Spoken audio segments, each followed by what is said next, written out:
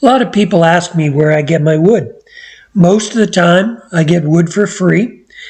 Most of the time, it's from trees that have been cut down, and people know I'm a woodturner, so they donate it to me.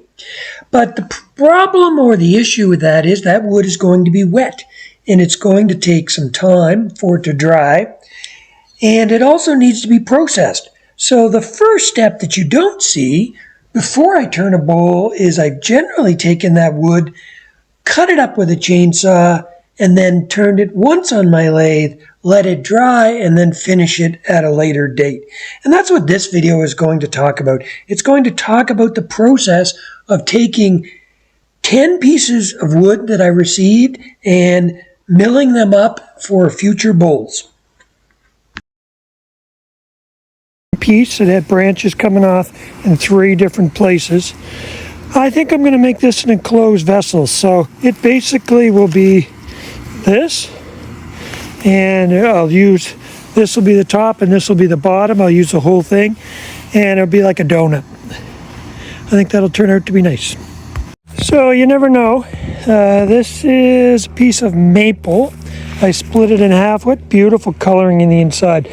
This is a little soft and rotted out here. So this will be the top, so I'm not, hopefully into here it's solid, so maybe I'll be able to get something out of there. We'll see. I'm going to leave it like this, and I'll take it up and clean it up on the bandsaw before I put it on my lathe.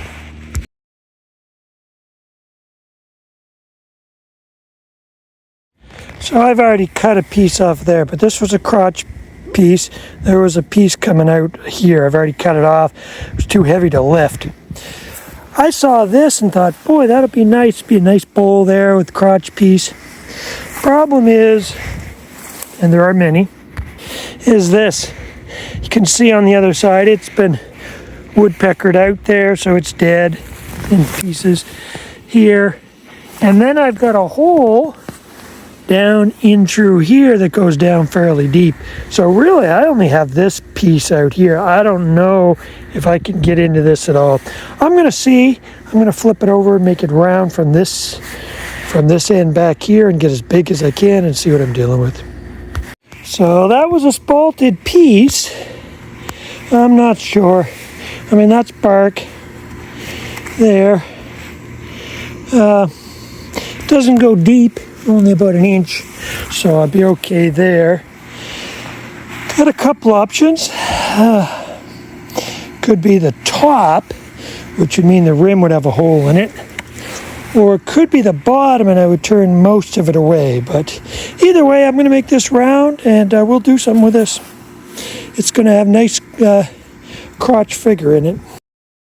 So that piece I showed you that had some trouble in it, I ended up not using that, but I did have another crotch piece of that same tree, and so it's yellow birch, and I was able to get a very big blank out of it. So this is going to be 15, 16 inches in diameter. So I just have it mounted here on my lathe. I've got it mounted onto a face plate screwed in. When a piece is this heavy, this big, you don't want to do a lot of turning between centers. You want to make sure, especially when it's big, wet like this, you want to make sure you've got a good hold on it. So screws are the best way. So by putting the screws in the top, that's going to be hollowed out anyway, so they won't cause any problems. So that's what I'm doing here. So just rounding it up. Now this wood is still wet. Remember, it's only been cut a few days ago. And I'm just getting it roughly to shape. So I am making some decisions. It is going to be rough shaped. I'll leave it thick, about 1 inch, so I'll have room to probably 1.5 inches. I'll have room to change it slightly, but not significantly. If it's a bowl now, before I put it in the kiln, it'll be a bowl when it comes out. It's not like I can change my mind and make it into a vase or something like that.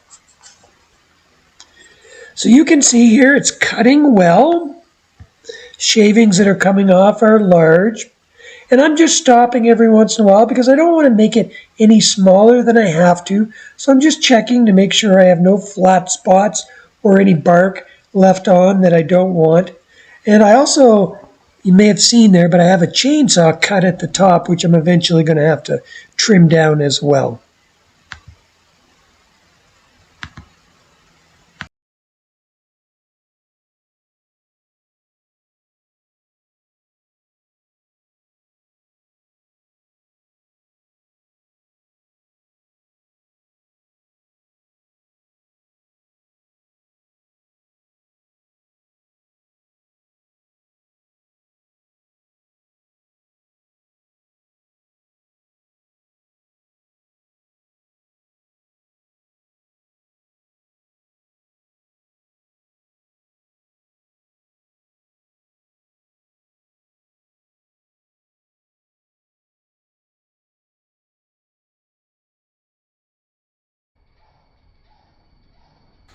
I love the slow motion shots.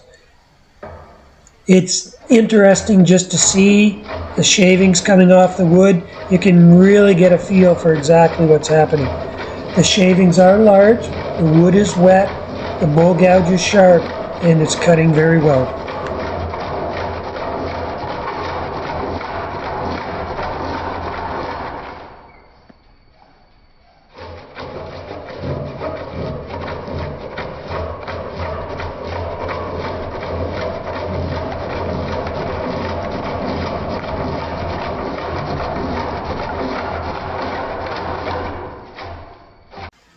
So here's the roughed out bowl. It's about 1.5 inches in thickness, as I mentioned, fairly uniformly right from the rim to the base. And this will go in my kiln for a week or so just to dry out. It is going to be a beautiful piece. It's a nice crotch figure, so it does have some nice grain. It does have the discontinuous rim up near the top there, but I like it overall. And when I do finish turning this, this will probably be very, very thin. I think I'll go very, very thin on this. It's yellow birch. Yellow birch is a good species to do that with. And this is just an idea. This is one of 10 bowls that I roughed out that day. That I cut out with my chainsaw that I have to rough out. So just give you an idea of the process of what takes place before you start seeing the bowls that come out of the kiln and a finished turning.